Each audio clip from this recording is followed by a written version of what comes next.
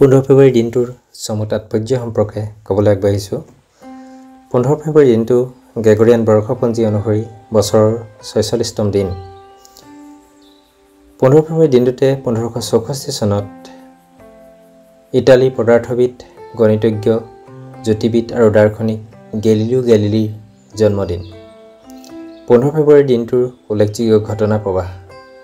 1879 চনৰ 15 ফেব্ৰুৱাৰী তাৰিখে আমেৰিকা যুক্তৰাষ্ট্ৰৰ উচ্চতম ন্যায়ালয়ত মহিলা আইনজীৱীসকলে প্ৰথম প্ৰৱেশৰ অনুমতি লাভ কৰিছিল।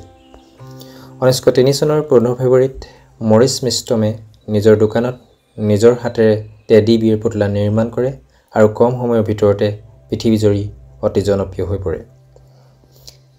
আনহাতে 15 ফেব্ৰুৱাৰী দিনটোতে 1869 চনত ভাৰতীয় কবি মিৰ্জা গালিবৰ মৃত্যু হৈছিল।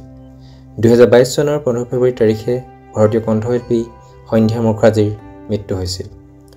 15 ফেব্ৰুৱাৰী দিনটোত উদযাপন কৰা দিৱসলৈ যদি আমি চকু ফুৰাওঁ, 15 ফেব্ৰুৱাৰী দিনটোত আফগানিস্তানৰ মুক্তি দিৱস হিচাপে পালন কৰা হয়। ইয়াৰ উপৰিও কানাডা নামৰ দেশখনৰ 15 ফেব্ৰুৱাৰী তাৰিখে পতাকা দিৱস হিচাপে উদযাপন কৰা হয়। 15 ফেব্ৰুৱাৰী দিনটোৰ চমু তাৎপৰ্য সম্পৰ্কে ইমানকে কৈ ভিডিঅ'টো সামৰিছোঁ। ধন্যবাদ।